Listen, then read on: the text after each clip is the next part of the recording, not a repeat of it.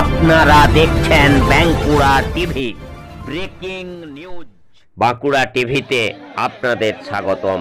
বাঁকুড়া টিভির chief editor the tiger journalist দাদা উত্তম দে তুলে ধরছি পশ্চিম বাংলার লাল ঝান্ডার কৃষকদের একটি গুরুত্বপূর্ণ খবর। কৃষি বাঁচাও, কৃষক বাঁচাও, দেশ বাঁচাও, এই স্লোগানকে সামনে রেখে সারা ভারত কৃষক সভার অঞ্চল সম্মেলন অনুষ্ঠিত হলো।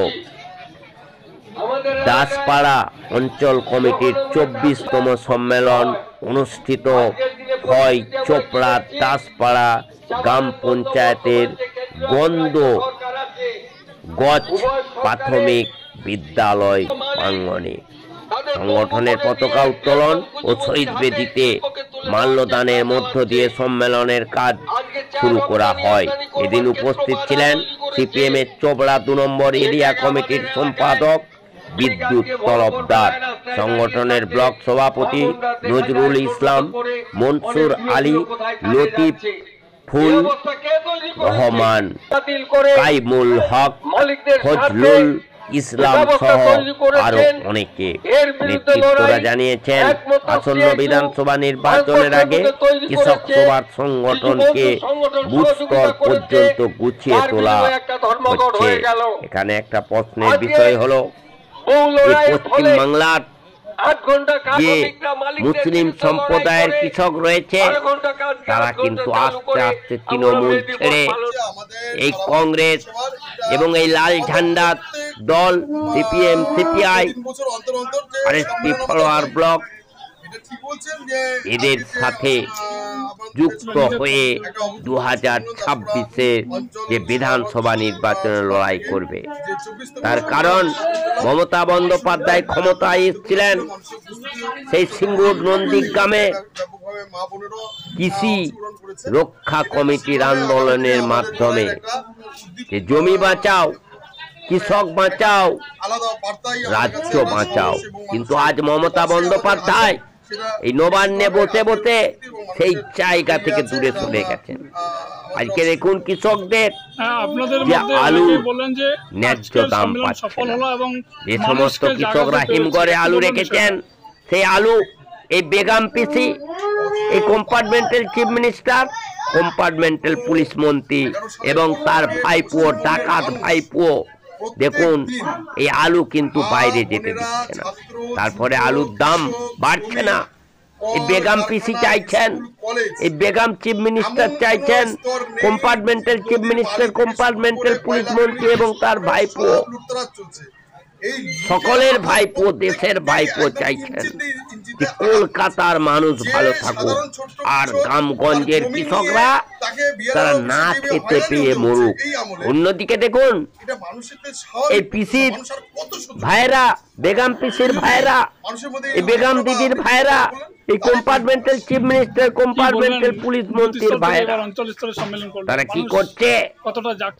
এলাকায় যারা রাসায়নিক সারের দোকান করেছেন তাদের কাছে টাকা নিচ্ছেন এবং তাদেরকে যেখানে 1600 টাকার মাল সেই মাল 3000 টাকা 3200 টাকায় বিক্রি করতে বলছেন।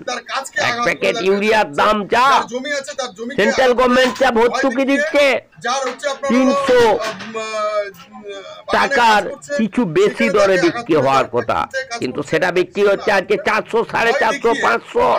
সরকারি ইফকো বিক্রি হচ্ছে 1600 টাকায়, যা বিক্রি হওয়ার কথা সেটা 3200 টাকায়, 4000 টাকায় বিক্রি করছে। এর কারণ হচ্ছে এই বেগম পিসি, বেগম দিদি, কম্পার্টমেন্টাল চিফ মিনিস্টার। তার কারণ হচ্ছে কৃষকদের ন্যায্য ফসলের দাম নেই, আর অন্যদিকে তাদেরকে চোরা দামে রাসায়নিক সার কিনতে হচ্ছে, বিভিন্ন ধরনের রাসায়নিক সার, যে রাসায়নিক সারে কেন্দ্রীয় সরকার ভর্তুকি দিচ্ছে, ইউরিয়া, তারপর ডিএপি, ইফকো ডিএপি, তার উপরে এই রাজ্য সরকার, এই compartmental chief minister, compartmental police মন্ত্রী, বেগম পিসি, বেগম দিদি আর এই ভাইপো তার টাকা আদায় হতো না। মানুষ তার এলাকার যারা এজেন্ট আছে কাটমানি আদায়ে পাঠিয়ে দিচ্ছেন সেই রাসায়নিক সারের দোকানে, তাদের কাছে কাটমানি আদায় করছেন আর বলছেন তোমরা বিক্রি করো যত খুশি পারো, কৃষকদেরকে ঠকাও, কৃষকদের কাছে দাম নাও, আমরা দেখে নেব। সেই খবর আপনারা দেখতে থাকুন একমাত্র প্রতিবাদী চ্যানেল বাঁকুড়া টিভির পর্দায়। আর তারই প্রতিবাদ জানিয়ে এবার কৃষক সমাজ কিন্তু দূরে সরে আসছে সেই তৃণমূলের যে ঘাস ফুলের ঝান্ডা থেকে। কোথায় না লাল ঝান্ডার তলে, অথবা কংগ্রেসের ঝান্ডার তলে, অথবা বিজেপির ঝান্ডার তলে। দেখতে থাকুন সেই খবর। সেই বার্তাটাই মানুষের কাছে দিচ্ছি। তখন মানুষ তার নিজের ইতিহাস মানুষ তৈরি করবে, মানুষ সেটা পথ খুঁজে বের করবে। আমরা 26-এর জন্য এটাই বলছি যে রুখে দাঁড়াও, অন্যায়ের প্রতিবাদ যাও, মিছিলে হাঁটো, অন্যায়ের বিরুদ্ধে সোচ্চার হও, গলা ছাড়ো। আপনারা বুঝতেই পারছেন যে আমাদের দাসপাড়া অঞ্চল কমিটি সারা ভারত কৃষক সভা 24তম সম্মেলনের মধ্য দিয়ে আমরা যেটুকু আমরা বন্ধুগঞ্জ প্রাইমারি স্কুলে আমরা অনুষ্ঠিত করেছিলাম, আমরা দেখলাম যে মানুষের অভূতপূর্ব সাড়া। মানুষ স্বতঃস্ফূর্তভাবে গ্রামে গঞ্জে আমাদের কমরেডরা যেভাবে চাঁদা তুলে আমাদের সম্মেলনকে অপেক্ষা সম্মেলন করলেন, এতে অভাবনীয় ঘটনা। এর থেকে আর কিছু হতে পারে না। আমরা তৃণমূলকে দেখিয়ে দিলাম যে আমাদের কোনো দুর্নীতি নেই, আমাদের কোনো রকম চুরি নেই। আমরা সাধারণ মানুষের কাছ থেকে টাকা তুলে আমরা আজকে এই সম্মেলনে আমরা জাঁকজমকভাবে মহিলারা, ছেলেরা, যুবরা, কৃষকেরা সবাই উপস্থিত হয়ে আজকে সম্মেলনের পরে হাজারখানেক মানুষ এখানে উপস্থিত হয়ে খাওয়া দাওয়া করে তাদের নিজের মনকে উগড়িয়ে দিয়েছেন। এটা আমাদের সম্মেলনে আজকে সফল। সামনে বিধানসভা নির্বাচন, কি বার্তা রাখলেন মানুষের কাছে? আমাদের বার্তা এটাই, আমরা দেখলাম যে গোটা রাজ্যের ক্ষেত্রে যেভাবে তৃণমূল দুর্নীতিগ্রস্ত হয়ে পড়েছে, আমাদের অঞ্চলে যেভাবে দুর্নীতিগ্রস্ত হয়ে পড়েছে তৃণমূল, তার জন্যেই সম্পূর্ণ কৃষক সমাজ, সম্পূর্ণ শ্রমজীবী মানুষ আজকে তাদের বিরুদ্ধে ঘৃণা প্রতিষ্ঠা করছেন শিক্ষিত মহল। আজকে তাদের জন্যেই আজকে আমরা এই বার্তা দিতে চাই, মানুষ জাগ্রত হয়েছে, মানুষ তার প্রতি ঘৃণা করে আগামী দিনে বিধানসভা নির্বাচনে তাদের নিজের প্রতীক, তাদের নিজের পার্টিকে নিশ্চয়ই তারা বেছে নেবেন। এই হচ্ছে আমাদের প্রত্যাশা। আমরা মানুষকে জাগ্রত করতে পেরেছি, এটাই হচ্ছে আমাদের সারা ভারত কৃষক সভার সাফল্য। কৃষক সভা ভারতের মার্ক্সবাদী কমিউনিস্ট পার্টির বৃহত্তম রাজনৈতিক গণসংগঠন হচ্ছে সারা ভারত কৃষক সভা। এই সারা ভারত কৃষক সভার দাসপাড়া অঞ্চলের 24তম আঞ্চলিক সম্মেলন অনুষ্ঠিত হলো।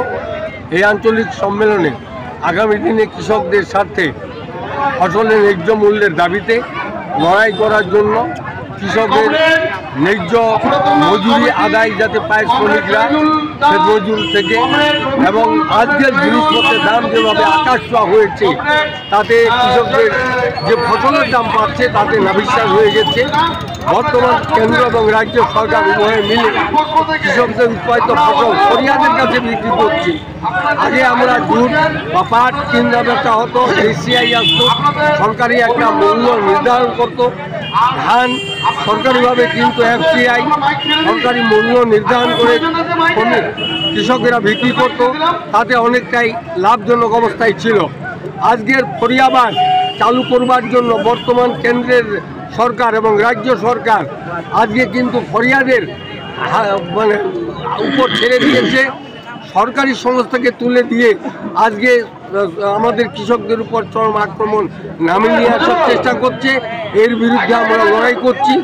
তার পাশাপাশি 100 দিনের কাজ যখন অসময়ে কাজ থাকে না, 100 দিনের কাজ আমাদের দাবি 100 দিনের কাজকে চালু করতে হবে এবং উৎপাদিত ফসলের ন্যায্য মূল্য সহ জিনিসপত্রের দাম অবিলম্বে কমাতে হবে এবং কৃষকদের জীবন বীমা চালু করার দায়িত্ব কেন্দ্রকে নিতে হবে। কৃষক সমাজের উন্নতি করবে আজকে আমাদের এই কৃষক সভা আগামী দিনে আরও যাতে সমস্ত গ্রাম থেকে গ্রাম স্তর পর্যন্ত সবাইকে ঐক্যবদ্ধ করে গড়ে তোলা যায়, তার জন্য আমরা এই সারা ভারত কৃষক সভার পক্ষ থেকে মানুষের কাছে আহ্বান পৌঁছে দেওয়ার জন্য এই সম্মেলন আমরা করছি। বুথ সম্মেলনের পর আজকে অঞ্চল সম্মেলন করলেন, কেমন মানুষের সাড়া পেলেন? আমরা ইতিপূর্বে এই সম্মেলনের আগে আমরা বুথ সম্মেলনগুলি অনুষ্ঠিত করেছিলাম। অনেক বুথ সম্মেলনে বিরাট বিরাট আমাদের মানুষের জমায়েত এবং মানুষের আগ্রহ পরিলক্ষিত হয়েছে এবং কিছু কিছু বুথে আছে আমরা বসে কমিটি নির্ধারণ করেছি তাদের সারা ভারত কৃষক সভার এই অঞ্চল সম্মেলন ব্লক সম্মেলনকে কেন্দ্র করে বুথ স্তরে মানুষের মনে বর্তমান রাজ্য এবং কেন্দ্র সরকারের যে পদক্ষেপ তার বিরুদ্ধে ঘৃণা তৈরি করে ব্যাপক মানুষ আমাদের পতাকা তোলে সংগঠিত হচ্ছেন। এটাতে আমরা আশাবাদী যে আগামী দিনে এই দুই সরকারকে এলাকার মানুষ ভোটের মধ্য দিয়ে তাদের ফেলে দেবে, তার এই নির্যাতন সহ্য করবে না, এটা পরিষ্কার মানুষের মনে উপলব্ধি হচ্ছে। স্বাধীনতা দিবস পালন করি 1947 সাল আমরা কেউ দেখিনি, 1947 সালে আগস্ট মাসের 15 তারিখ, কিন্তু বহু লড়াইয়ের বিনিময়ে আমরা ভারতবর্ষ স্বাধীনতা পেয়েছি। ব্রিটিশ সাম্রাজ্যবাদ চলে গেছে এবং 26শে জানুয়ারি 1956 সালে আমাদের এই ভারতবর্ষ কিভাবে চলবে তার একটা সংবিধান রচনা হয়েছে এবং এই সংবিধান হচ্ছে ধর্মনিরপেক্ষ সংবিধান। বর্তমান রাজ্য এবং কেন্দ্র উভয় সরকার মিলে আজকে দেশকে RSS এর পরিচালনা করে আজকে দেশকে হিন্দুত্ববাদী রাষ্ট্র হিসাবে পরিণত করবার যে প্রয়াস চালাচ্ছে তারাই বেশিরভাগ বলছে ভারত স্বাধীন নয়, আমরা স্বাধীনতা দেখিনি।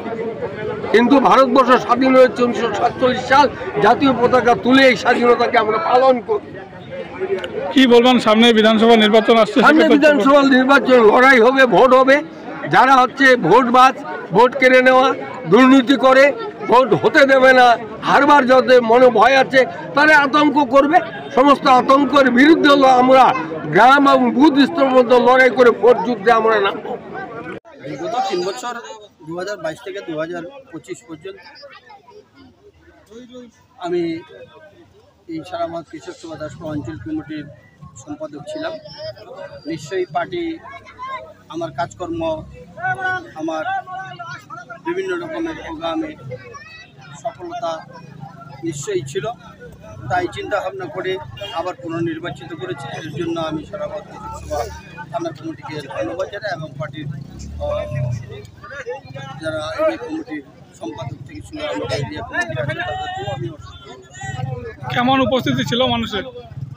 হ্যাঁ, আমাদের যা টার্গেট ছিল, আমরা যা টার্গেট করেছিলাম তার চেয়েও দ্বিগুণ আমাদের সাড়া পেয়েছি। সেখানে নিশ্চয়ই আমাদের আজকের সম্মেলনের যে আমাদের যে চিন্তা ভাবনা ছিল আমরা কত মানুষকে খাওয়াতে পারবো, সেই যে আমাদের একটা বাজেট ছিল, সেই বাজেটকে আমরা আজকে ছাইয়ে গেছি।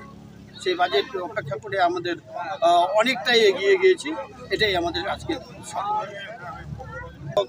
আমরা সাড়া পেয়েছি। যে মানুষ যে হিসাবে আমাদের দাসপুরা অঞ্চলে আমাদের প্রতিটি বাড়িতে গিয়ে যেভাবে আমাদেরকে চাঁদা দিয়েছে এবং সেই আমাদের তো অন্য কোনো উপায়ে টাকা আমাদের হাতে আসে না। আমরা কোনো প্রোগ্রাম করতে গেলে সাধারণ মানুষের বাড়িতে যাই, 10 টাকা 20 টাকা 50 টাকা 100 টাকা করে গুটিয়ে আমরা যে চাঁদা কালেকশন করি সেই চাঁদা থেকেই আমরা যে কিছু প্রোগ্রাম করলে সেই চাঁদা থেকেই করি। আজকের যে সম্মেলন সেই চাঁদা থেকেই ইন্টার দাসপুরা অঞ্চলে চাঁদা তুলে আজকে আমরা এই সম্মেলন করেছি। এই সম্মেলন করে আমরা অভূতপূর্বক একটা সাড়া পেয়েছি, যেই সাড়া আমরা বিগত দিনে পাইনি। আজকে 2025-এ দাঁড়িয়ে আমরা সেই সাড়াটা পেয়েছি। নিশ্চয়ই আগামী দিন আমাদের দুর্বার গতিতে আমাদের সারা ভারত কৃষক সভা সাংগঠনিক সফলতা আমরা